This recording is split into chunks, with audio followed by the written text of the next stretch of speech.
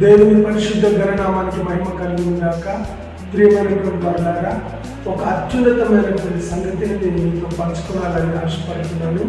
అదేంటంటే, నరులమైన మనము ఎందుకు జన్మించాము, ఎందుకు జీవిస్తున్నాం, ఎందుకు మరణిస్తున్నాం, మనను సృజించడానికి దేవుని యొక్క ఉద్దేశం ఏమైంది, అసలు మన జీవితంలో ఏం జరుగుతా ఉంది, దేవుడు ఏం కోరుకుంటున్నాడో మనం తెలుసుకోవాలని నేను ఆశపడుతున్నాను.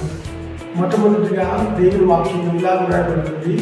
యెషయా గ్రంథం 43వ అధ్యాయము 7వ వచనం లోపల దేవుడు తన మహిమ నిమిత్తం నరులను సృజించుకున్నాడని, వారిని సమకూర్చాలని, నేనే వారిని సృజించాను, వారు నా మహిమ నిమిత్తం నన్ను మహిమపరచాలని దేవుని వాక్యంలో రాయబడింది. ప్రియులారా, దేవుడు నరులమైన మనల్ని ఎందుకు సృజించుకున్నాడంటే ఆయనను మహిమపరచాలని దేవుడు సృజించుకున్నాడు. ఆయనను మనం ఎలా మహిమపరచాలి? ఒక 4 విషయాలు నేను మీకు పంచుకుంటాను. వాటి తర్వాత మనం వివరించుకోవచ్చు. మొట్టమొదటిగా కీర్తనల గ్రంథము 50వ అధ్యాయము చివరి వచ్చిన 23వ వాక్యంలో స్తుత్యాగం అర్పించేవాడు దేవుని మహిమపరుచుచున్నాడు, అతను తనకు రక్షణకు మార్గం సిద్ధపరచుకుంటున్నాడని వాక్యంలో రాయబడింది. అంటే స్తుతి యాగం అర్పించినప్పుడు మనం దేవుని మహిమపరుస్తున్నామనే సంగతిని మనం గుర్తించాలి. మన జీవితంలో దేవుని స్తుతించి ఆరాధించి ఆయనను మహిమపరచాలి. అందునిమిత్తం మనం సృజించబడ్డామని ఈ వాక్యం మనం తెలియజేస్తా ఉన్నాం. రెండవ విషయం, యెహోషువ గ్రంథము 7వ అధ్యాయము 19వ వచనం లోపల యెహోషువ ఆకాను పాపం చేసినప్పుడు ఆయన దగ్గరికి వచ్చేసి, నా కుమారుడా, ఇశ్రాయేలు దేవుని మహిమపరిచి నువ్వు చేసినటువంటి పని, ఆ పాపమును ఒప్పుకోమని దేవుని వాక్యంలో రాయబడింది. మన పాపాలు మనం ఒప్పుకోవడం ద్వారా దేవుని నామని మనం మహిమపరచవచ్చు. ఈ రీతిగా మనలో ఉన్న ప్రతి పాపము ఒప్పుకొని విడిచిపెట్టి పరిశుద్ధపరచబడి దేవునితో సమాధానపరచబడి మనం జన్మించిన దానికి, మనం సృజింపబడ్డదానికి ఆయనకు ఐక్యత కలిగి ఆయన కుమార్తెలుగా మంచి సాహసం చేయడానికి దేవుడు ఆయనను మహిమపరచగలుగుతాం.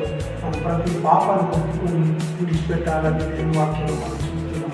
మూడవదిగా చూసుకున్నట్లయితే దేవుని వాక్యము మరి యోహాను సువార్త 15వ అధ్యాయము 8వ వచనం చూస్తే, మీరు బహుగా ఫలించడం ద్వారా నా తండ్రి మహిమపరచబడును అని దేవుని వాక్యంలో రాయబడింది. మనం బహుగా ఫలించడం ద్వారా మన తండ్రి మహిమపరచబడతాం. దీని గురించి మనము నెక్స్ట్ శీర్షికలో ఒక్కొక్కటి పాటుగా మనం దీన్ని వివరించుకోవచ్చు. ఇక 4వ విషయానికి వస్తే, మరి 1 పేతురు రాసిన పత్రిక 4వ అధ్యాయం 10వ వచనం లోపల, ఎవడైనా క్రైస్తవుడు అయినందుకు బాధపడదు, కానీ ఆ నామమును బట్టి దేవుని మహిమపరచాలని వాక్యంలో రాయబడింది.